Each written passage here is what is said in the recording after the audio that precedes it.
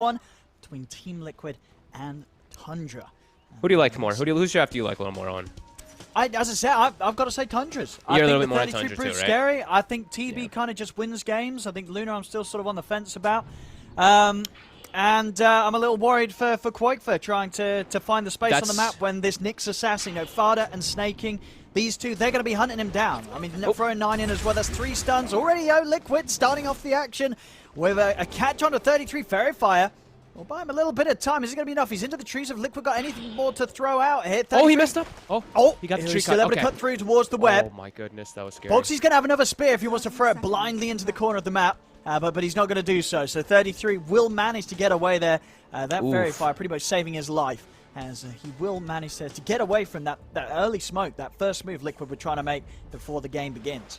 And we have 3 abilities skilled right away, right? So we have Spear, which hurts a little bit for laning phase. We also have Bushwhack, which I feel also it's mixed. I've seen people start with Bushwhack. I've also seen most talk about how they want to get Acorn to secure range creep. So, now they did show that they did get those abilities. And 33, he'll heal back up. This web regen, it will add up. It will give him back to almost full HP. And wow, I cannot believe that, a Fairy Fire and a Windlace is what saves him. That little extra movement speed, that little extra heal is enough. We'll see Bo3 getting some value out of the spear skill anyway. We'll manage to pin Skeeter to the tree, pick up the bounty ring. Make sure they start with 2 for 2 on the bounties. And we will indeed see the lanes come into place. Bo3 and Tiger will be up top. So it does mean that Mickey is going to be farming into this Brood Mirana lane. And is this just what sort of a lane that in the early levels, or just for the most of it, Brood is considered pretty strong? Yeah, Brood's going to do very well. Mickey should be able to farm the first 2-3 levels, but it just progressively starts to get worse. And then, of course, when 6 comes around, it's just over. Luna has to completely leave the lane.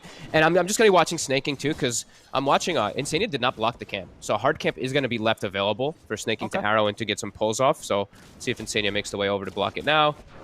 So won't be able to block that. So that's open for Snay, which is usually pretty huge. That's one of the main things you want to do versus Mirana. Yeah, top, we're seeing... We sort of see it blocked every time against those sort of heroes that utilize the big creep on first round.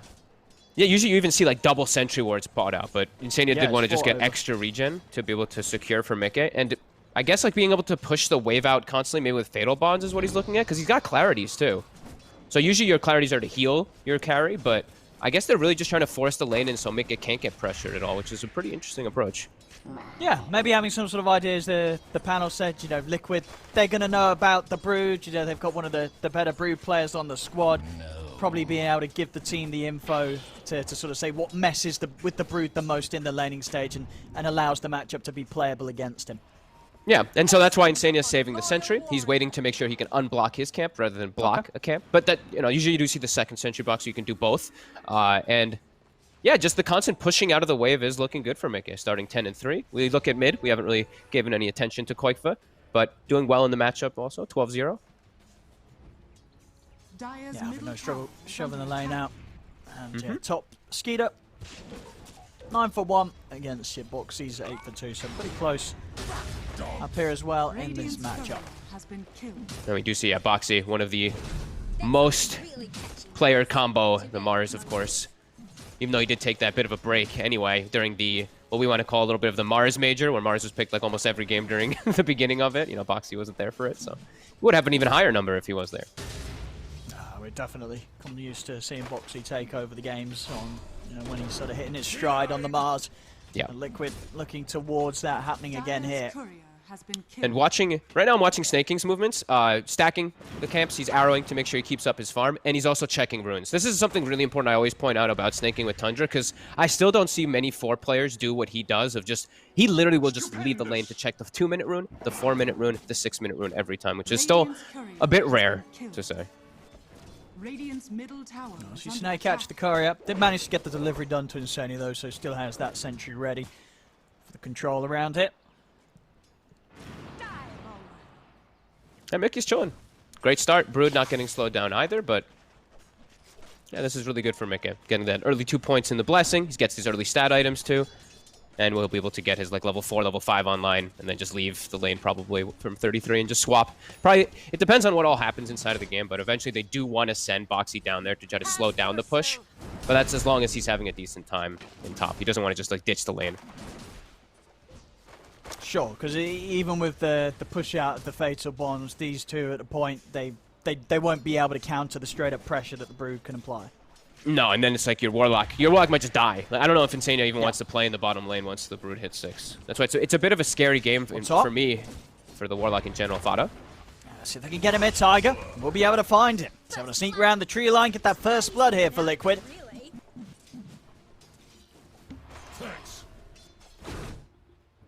Strong lane up top for sure. The Hoodwink plus the Mars, and also just with the Blightstone, this slight little extra bit, even though it's a Terrorblade, he doesn't care so much. The support most definitely does.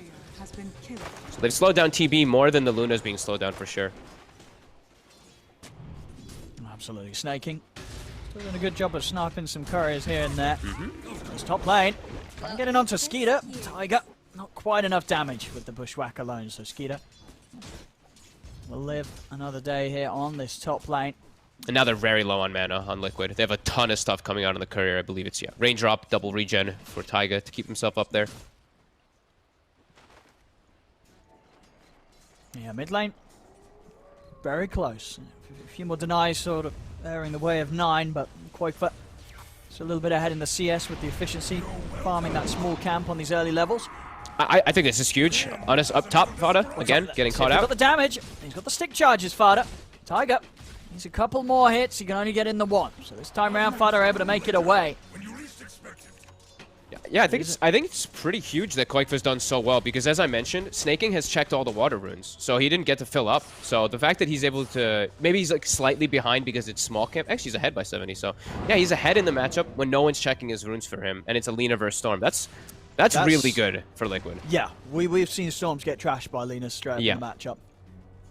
So Quakefoot's going to be very happy with this outcome so far. And as top lane, this time round, they've got the damage. Another kill for Tiger. Getting some good early action here. Being able to bully Farter as the Nyx assassin. Not really able to offer up too much now. As Bo3 and Tiger, they've got good control and damage. Level 4 on both of them. Oh, cool. It's going to struggle in this lane.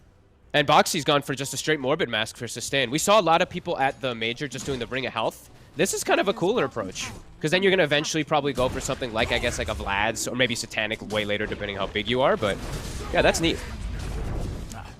Jumps onto Skeeter. Skeeter's ready to turn here, popping the Metamorphosis, but Fana not quite back in time to set up with the stun. So Liquid simply able to step away.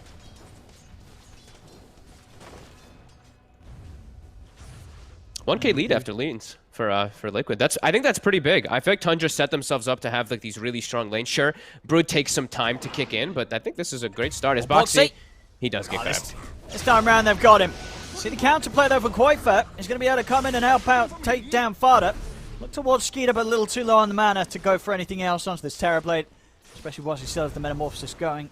Got to be a little careful how they commit in onto Skeeter. So Tundra able to get themselves a kill on the board. Mika's got to get the hell out of bottom, but he gets hit by the arrow. They got him, Snay. Catches him just before the TP's out in time. So this is going to start to be the test, isn't it? Like where some of these lanes start to fall apart. But this bottom half of the map, 33, as you said, didn't necessarily shut down the Luna in the laning stage, at least the beginning of it all. But now it's at the point where you got to ask yourself, who's going to go down here? You said it might be Bo3. Bo3's still continuing to play on this top lane, wanting to play into the face of the Terrorblade. But that really is going to leave this whole bottom half open for 33 to do as he wishes. And then it's just going to be that space thing. Just like Panel was talking about how EG did the Broodmother plus Terrorblade. It's just going to be 33 and Snaking controlling this whole bottom side of this map as Terrorblade's able to farm the whole other side. So, yeah, this is going to be something that Liquid has to come up with a plan for.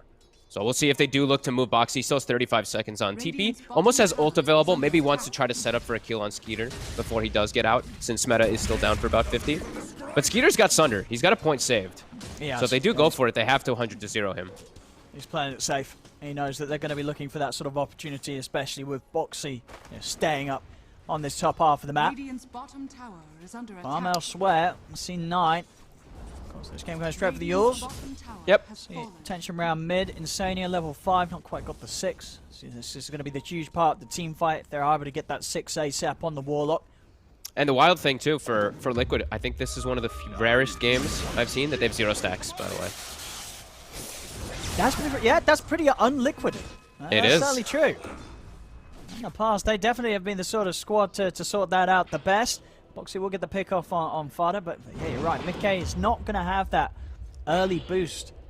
And here comes 33. There's pressure from bottom to mid. Sweeping over the three of them. Snaking and 9 backing him up. Snaking's going to TP back to keep, make sure that they don't go any more aggressive onto Skeeter. Back over to the river. 33 get the kill. Bo3 is going to drop the arena. It's not going to catch anyone at all. Tundra. A turn over towards Quakefoot. Quakefoot able to ball lightning out. And that's the arena used here. Nothing to be found for Liquid as Tundra starting to get active with their moves and motives across the map. They need to get a ward to be able to watch this, this area, this high ground, I think. Even a ward on their high ground. It's already been sentried to be able to get scouted, so maybe too difficult at this point. But they have to be able to get the vision of where these Tundra heroes are playing on the right side, which they just can't right now. And level 6 is still not there for either Tiger or Insania. Feels like they need the Golem to fully commit for this defense, unless they're just going to park 4 bodies here. Yeah, their 6 timings is just that much more important than those for Tundra. Sure, Tundra, it's nice to get the XP on the supports, but with the way that Liquid want to respond to these sort of pushes and pokes from Tundra, they've got to have the team fight together so they can really hit Tundra hard with the strength that they have in their draft. Yeah, and Tundra, they recognize this. They forced 4 heroes to the mid lane. They're like, okay, we're going to back away. That means our Terrorblade's now able to just chill inside of his jungle and get the free farm. 33 backs over and starts farming the Liquid side of the map too. So they're getting more out of the map right now. Mika is getting good farm, so is Quakefoot, but you're watching Taiga and Bo3 they have to just sit in the mid lane. That little lead that Liquid did have off the back of the lanes, now starting to slip away. Tundra to take the advantage. Quick smoke and a TP from 9 as he heads down towards the bottom. With this bots, he's ready to join forces with 33 at any possible time. Okay, that's cool. So that this is to control the map better, because I feel like that's what they're feeling that's going to happen. They're going to get that tower advantage. They're going to be able to look for these kills. So I kind of like the bots approach rather than going for the Yules first this game. The idea of it does make a lot of sense to me. And look at these aggressive wards. Great ward coverage coming out from the side of Tundra now. Liquid, very limited. They did get that one ward down that I was mentioning, just in their side of the jungle, at least, to watch some of the movement that's going to be swinging from 33. But that will mean that mid tower is probably still quite difficult to defend when Tundra does set up for it. So they've got quite for a mid-K. Both cores here ready for some action potentially, but Fada, he's got the scouting. 6 with a Vendetta scouting this out. So just sort of awkward moments here where both cores are not really able to be that efficient with the map itself.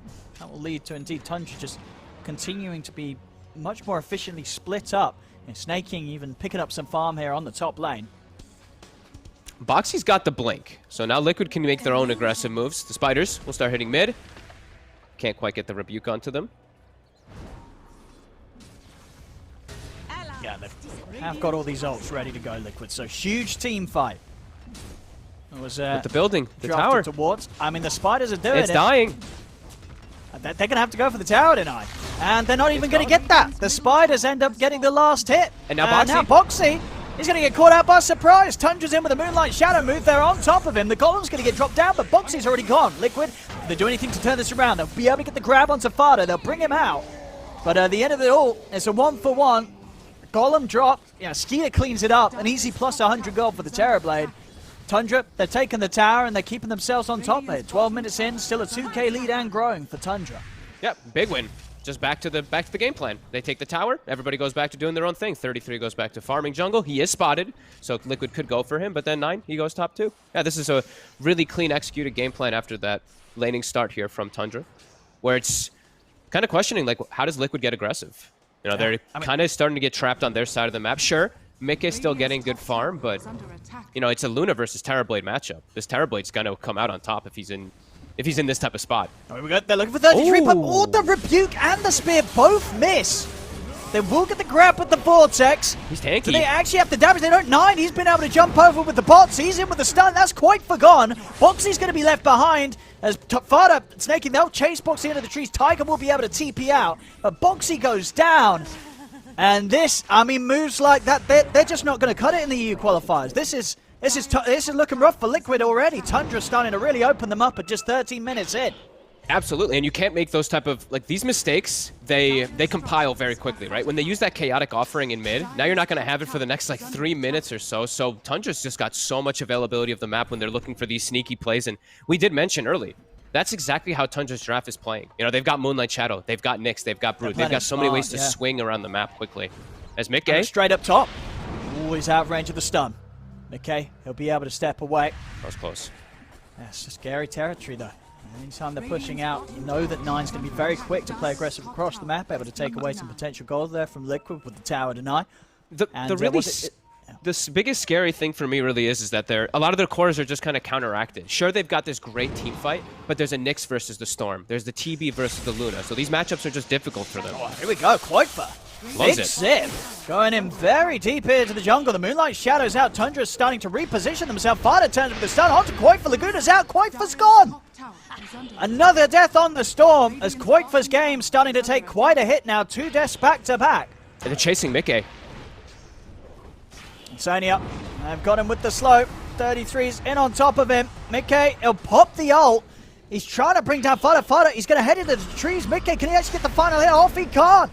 As Mickey caught out by a stun, Fada survives. As Liquid, they've just got to get everybody out of here. And Sanya's trying to head into the trees, but 33 and 9, they're chasing him down. Another catch here for Tundra. As they're starting to crumble. This is a rough one here for Liquid. 15 minutes in, 6k lead. Tundra looking very hot here with this opening. Yeah, Skeeter's just pops meta and goes into the enemy ancient side, starts farming their ancients, and that was such an aggressive zip forward from just pulled straight in, pretty much. I think more than half his mana. Really going for that, and with the Moonlight Shadow, I don't think they actually had any sort of deep sentry ward or vision control. So already fighting into a very difficult scenario, and of course Tundra, they make everything happen off the back of that. Big kills. They're winning these fights, and we talked about it. AUI, you know, Curtis was saying there's not really like any team fight in particular on this side of Tundra, just besides their like stuns and coordination stuff like that. But like it's just these small individuals, and they're winning the fights. Yeah. So Liquid, they need to get their they need to get their shit together, and they need to get their ults coordinated more properly, because right now they're just getting outplayed all over the map. They got to get a combo play coming together. They got to get like a Mars ulti plus the chaotic offering.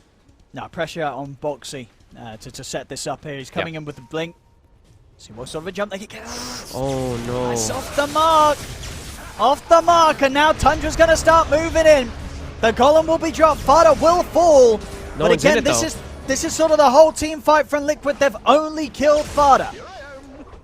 That's not enough. And Tundra, they know they're chasing Liquid straight down. Insania, he'll fall. Quoifer coming in with the Vortex to grab 9. They'll put the Moonlight Shadow Skeeter even with the bro move there. Sundering 9 back up to full HP. Mickey's gone. Getting nuked down by the Laguna Blade. As Tundra, they're just able to one-up Liquid every single move that Liquid's trying to make. And it's these sort of openings that just are not nearly clean enough from Liquid that are hurting them hard every single move they try. And it's big mistakes, really. That's multiple times now we're seeing Bo3 missing the spells, and now Quoifer top. Setups there. Yule's Light Strike arrow perfectly timed. Another kill for Tundra. That is just clean now at this point. The laning phase, I think that's where it all ended, where it was looking good for Liquid. I think they had 5 kills, and then it's been like 12 kills in favor of Tundra. They're dominating the map, they're dominating the fights, and Liquid's they're missing their spells. Like Bo3 missed the bottom spear plus rebuke. This one he misses the spear. The ulti only catches the Nyx inside of it. Same thing for chaotic offering. It's all just missing.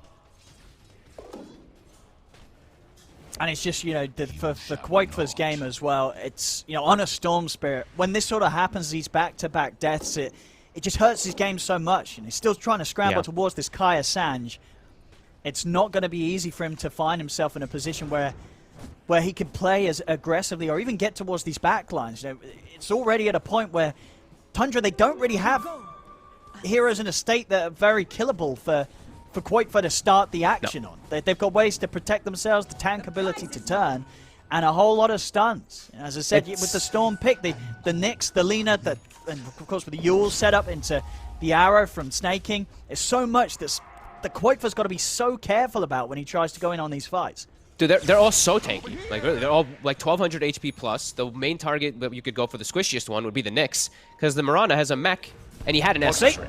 He's in, but he's straight away. The Spike Carapace is there. The rebuke getting reflected immediately. Bo3 will pop a spear out, but the wall's already disappeared. Tundra's just so ready. Every move they're prepared for. And now Koikfa. Fada's on him. Koikfa, he's going for the TP out, but Fada's got the stun. Koikfa's escape put to an end. And, I mean, what do you do now if you're Liquid? This has got to be pretty demoralizing. You've tried to fight, I mean, easily a handful of times now, maybe 4 or 5, and it's just gone terribly every single time. You've not been able to achieve anything. Each move that you've made, as Tundra, they have, as I said, they just continue to stand on top of them as bottom, and Sania's gone. Tundra just full control of this game, and they're making it look easy here, Tundra. They are. I honestly think this is one of those where you might just go next pretty soon, because all your core matchups are countered. You know, you have the Luna versus TB, as we mentioned before, the Storm versus the Nyx, and all these stuns. Sure, you've got all this team fight, but clearly the team fight's not working. The synergy, the coordination is just not there from Liquid, and Tundra is on fire. Like, they're reading all the movements, they're making clean moves around the map. All these wards have been on point, and this is them. Most of the times, I feel like they've been fighting with just like Skeeter shows up with a meta at the end and just like 1 or 2 hits and cleans up the fight. It's been pretty much perfect from them. Yeah, all 3 cores just in a fantastic position in net worth. And as we say, to each and every one of those team fights that Liquid aren't able to pull together, you're just upping the difficulty for the next time round you approach it with the lead that Tundra continues to grow against them. These moves are not going to get any easier to make against the strength of Tundra. And the question's got to be asked if you can really make them at all. Liquid possibly have just missed the timing completely this game. I think so. It's the thing is too is they have all these big team fight holdings, but the fact they didn't hit them earlier, right? And now they've gotten so many items on Tundra. Like you mentioned, everyone's so tanky. They've got Pipe, they've got Mech, they've got Essence Ring. They've got so many different elements to keep them alive. 9 has a BKB and he's level 18. So you can't go for the Lina almost ever unless you 100-0 her before she's able to get out of a stun, which you're kind of lacking. Sure, you've got the spear, but you have to connect it instantly, and she'll have time to react most times. And I don't know. What we got? I just don't know what you like. The itemization for Mickey just gets really complicated too when you're this behind versus a Terrorblade too, because it's like, what do you want to get? You have to have your Manta, you have to go for your BKBs just to survive, but then where's your damage going to be coming from? Just tough game after. And it's just awkward for the Luna as a hero as well, right? Like, you pick this carry to sort of just get this, you know, super fast timing on the Manta, Dragonlance, BKB, and start taking down objectives before sort of the other teams got the items online. But with as good of a start Tundra's had with all these fights they've been able to hold Liquid off on and come out on top, that's huge. Skeeter, it is. The money from the Roche and such, he's going to pretty much have the Skadi on top of the S&1 Dragonlance 20 or so minutes in. Yep, and it really is just it is a straight up counter matchup. You know, that TB versus the Luna. You get the reflection of the Luna, you get more damage. Once you get the Skadi, the matchup is impossible. Like, Luna just can't do anything versus Terrorblade like ever again. And there's so much burst damage too. That's something I guess we didn't really touch on too much for Mickey.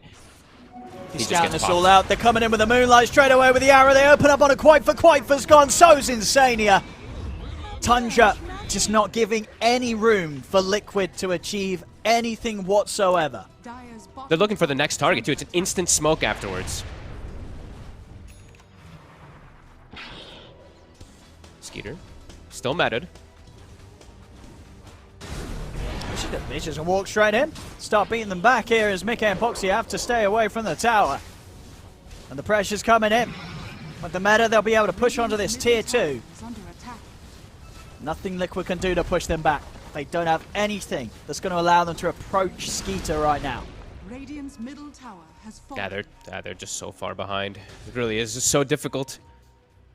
Mickey has to instantly Manta every time for reflection, and then he just gets instantly Silken Bola, so he can't even hit. Mickey? Oh! That was close. That was... He's lucky to get away there. A moment sooner and 9 would have had him with the Yules. Radiant's top tower is under I mean, it's 23 minutes in, and this is going to be their final tier 2 going down, Fold. Yeah. What? Boxy? I guess Boxy's just taking them for a walk. They're just doing some creep cutting shenanigans. We saw Taiga bottom lane trying to cut the bottom wave too. Boxy going to meet up toward his team. Gem on Fada too. Didn't point that one out, but we were mentioning how limited vision was already the name of the game for Liquid most of this time. Even more so now.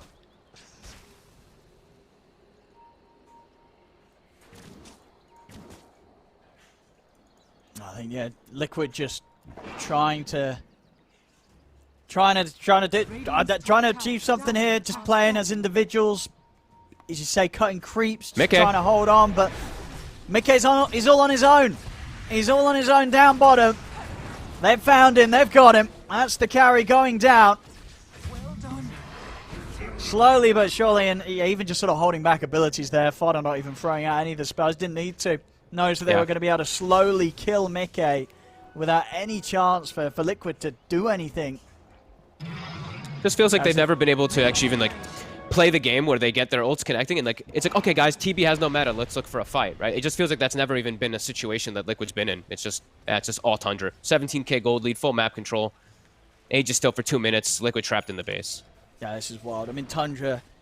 Now, this is the sort of Dota that if you're able to pull this out at this level as Tundra is, you know, you can tell this team is very geared up and ready for the qualifiers. You know, we've already had it in one best of 3 for them, but here turning up against Liquid, and in this first game, they're making Liquid look sort of a tier below. They really are. This is just it's just been a pure outclass so far this game one. Look at our stat right there. Of the 418 games part of Liquid, this is the 6th time where Quake and Mika are both without a kill at this part, of the game. That just says it all. It really does. This is...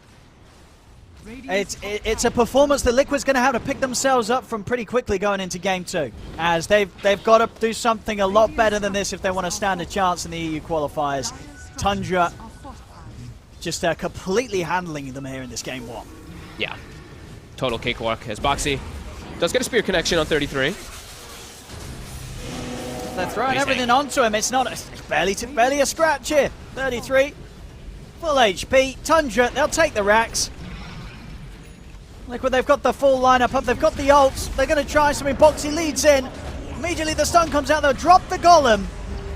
But there just isn't the damage here from Liquid. As soon as the ults have been dropped, Liquid, they're the ones having a run. As a buyback will come out from Tiger. Bo3 goes down. He'll also buy back here.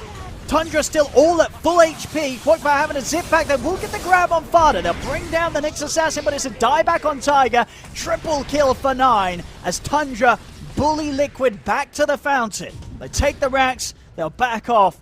Tundra ready to continue to just move towards the next lane, get the next wave pushed in, and lead towards what so far has been one of the cleanest victories we've seen here in the games of Dota. Yeah, one of the most one-sided affairs I think I've seen here in a while.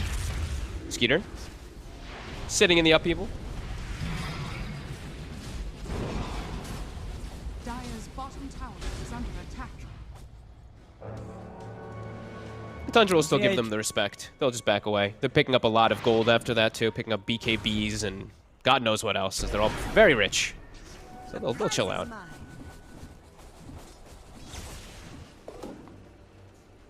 I mean, and for Liquid now, you've got to imagine they're going to be thinking about what they'll feel comfortable with doing in the second game. Agreed. I mean, how do you sort of recover from, because you've got to recover quick, as I say, you know, so much on the line with these best of 3s on this road towards TI. You've got to have some sort of big talk or something, big sort of motivational booster after this sort of game 1, as this is pretty much the worst way to start a series. Yeah, I think one big thing is, of course, like the Brood got left in the pool, but I think Warlock's just too slow of a hero in this patch. So, and they did pick the Luna with Terrorblade in the pool, so there's quite a lot of things that did go wrong inside of the drafting, where it's like you can tell so that this game is just difficult. You would put a bit towards the draft. Oh, I mean, absolutely. This was a pretty big draft win, it feels like, from Tundra. Unless Liquid somehow did just get like huge big team fights, like big team fight connections after that laning phase. It just felt like it was going to be difficult for them. It's just like their cores are countered. That's why I was like, you know, like I said, like the Nyx versus the Storm, the TB versus the Luna. There we go, second set of Rex. Nothing to be done here by Liquid. They've got the ults. Actually, no Golem for 30. That's Tundra. Now sweep round to the bottom. They just have to watch. That's like Koikfa doesn't have BKB, so he's like, if I zip in, I'm just Yuled and dead instantly.